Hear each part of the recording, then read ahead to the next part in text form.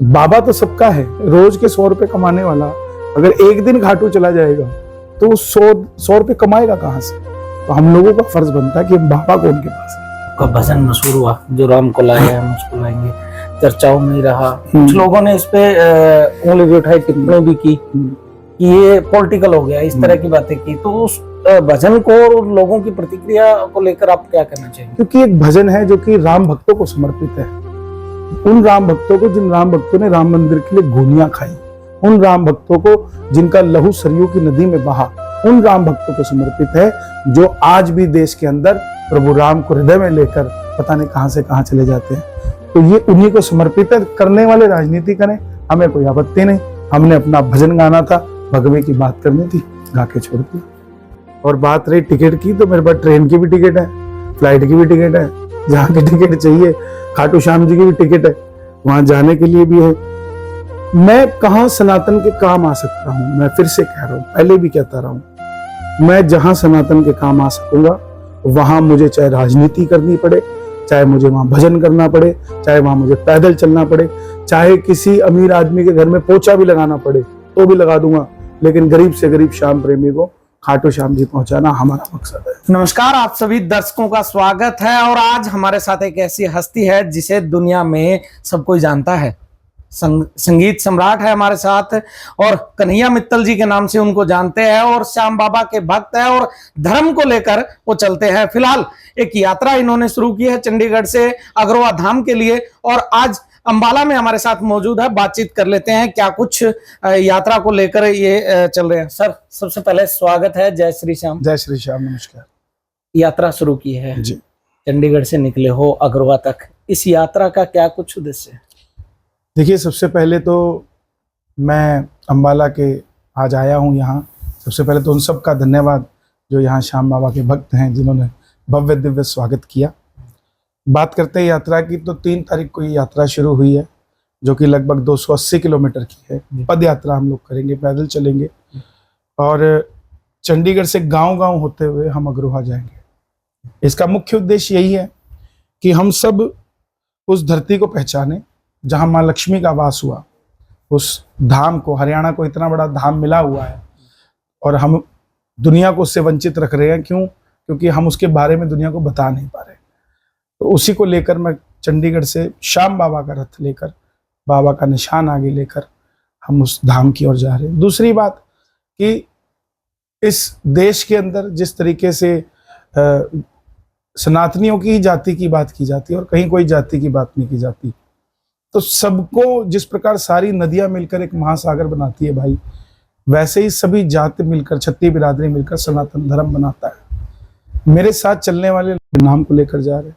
तीसरा उद्देश्य ये है कि गांव-गांव में, छोटे छोटे गांव है हरियाणा में, बाता हो गया, थाना हो गया, सुरेवाला हो गया, किरोड़ी हो गया, जहाँ पे 1000-1200 लोग रहते हैं। फाइनेंशियली इतने नहीं है वो कि बड़ा आयोजन या हम लोगों को बुला के कीर्तन करवा सके। तो बाबा तो सबका है, इसी को सोच के मैंने अपने 1 साल के 15 दिन दिए हैं कि मैं इन लोगों तक जा सकूं और बाबा का नाम इन तक भी पहुंच सके, भक्तों की भावना और जुड़ सके। हम अभी सड़कों पे चल रहे हैं तो जूस वाले, गुब्बारे बेचने वाले, गन्ने के जूस वाले, बीड़ी सिगरेट बेचने वाले भी लंबे लिट जाते हैं गाड़ी के आगे, बाबा के रथ के आगे कि बाबा है। तो हक तो उनका भी बनता है, लेकिन रोज के 100 रुपए कमाने वाला अगर एक दिन घाटू चला जाएगा तो 100 रुपए कमाएगा कहाँ से। तो हम लोगों का फर्ज बनता है कि हम बाबा को उनके पास ले जाए।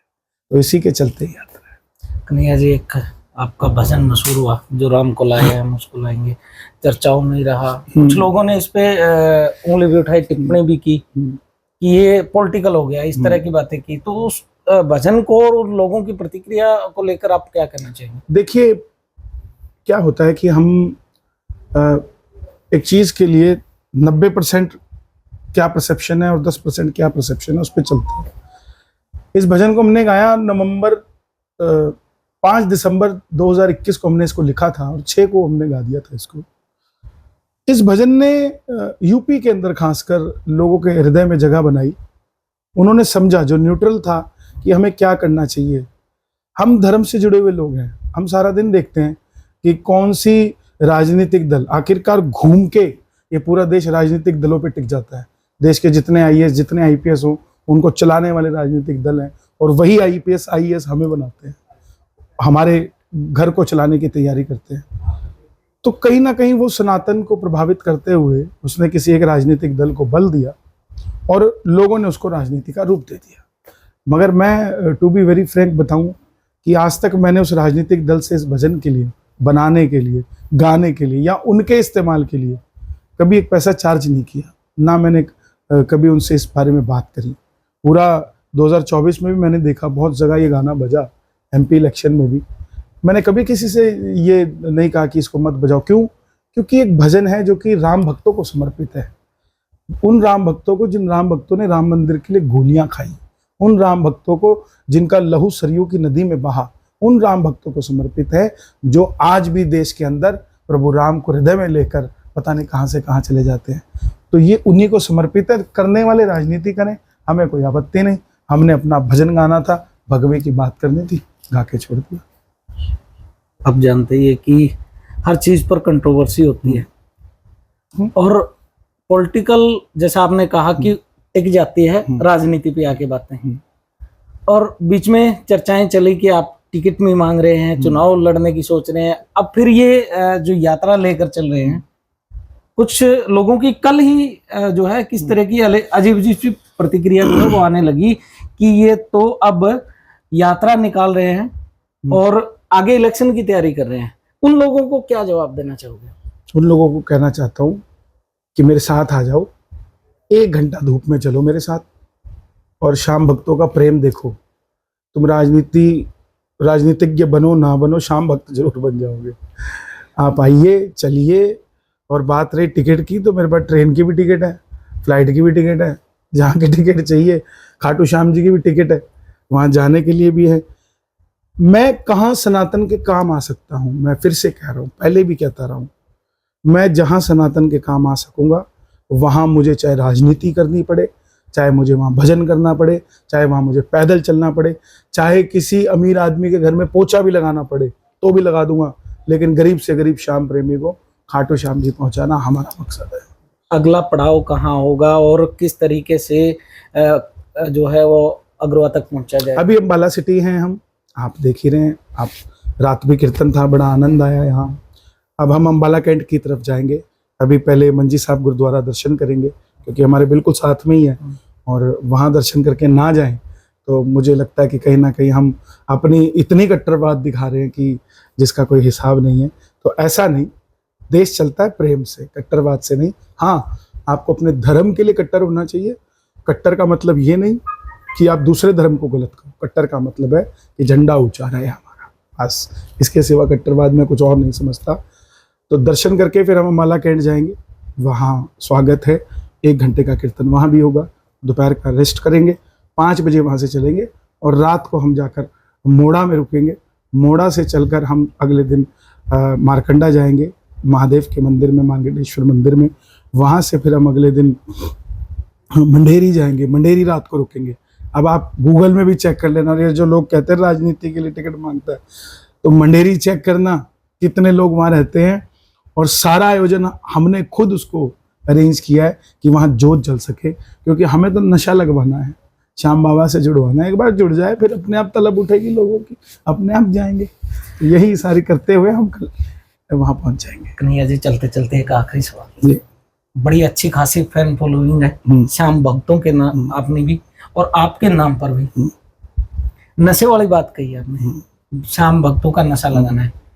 उन लोगों को, युवाओं को क्या संदेश देना चाहोगे जो आजकल डाइवर्ट हो रहे हैं नशे की तरफ? देखिए, युवाओं को संदेश देने की जरूरत नहीं, युवा बड़े समझदार हैं। संदेश देने की जरूरत है उनके माँ बाप को, जो अंधभक्ति करते हैं अपने बच्चों की। ये तक नहीं देखते कि मोबाइल तो दे दिया, उसमें करते क्या है वो। ये तक नहीं देखते पैसा तो दे रहे हैं खुलेआम, कहाँ से ला रहे वो पैसा। जब उसने नशा करना शुरू किया, किसने दिया उसको पैसा? चोरी करके लाया वो। अच्छे घरों का बच्चा है और अपने माँ बाप से ही लेकर झूठ बोल के वो गया, तो इसकी जांच कौन करेगा? माँ बाप ही करेंगे। बच्चे बहुत समझदार हैं, मिट्टी की तरह हैं, इनको जैसा बनाओगे वैसा बन जाएंगे। अमीर आदमी की गाड़ी देखकर गरीब का बच्चा थोड़ा सा हर्षित हो जाता है, उसके साथ जुड़ जाता है। अब वो तो लाकर नशा कर लेता है, और जब वो देखता है कि ये तो अमीरों का काम है, तो वो कहीं ना कहीं अपने आप को उस गति में ले जाने के लिए उस दोस्त के साथ गलत काम करता है और उस तरीके के नशों में लगता है।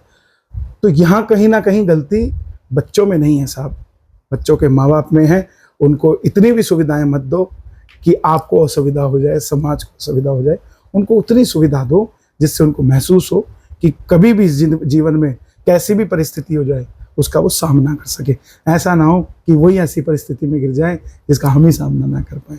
तो माँ बाप से मेरा हाथ जोड़कर निवेदन है, आपकी बच्चियाँ हॉस्टल में पढ़ती है तो बच्चियों को श्याम बाबा की तस्वीर गूगल से डाउनलोड करके दीजिए।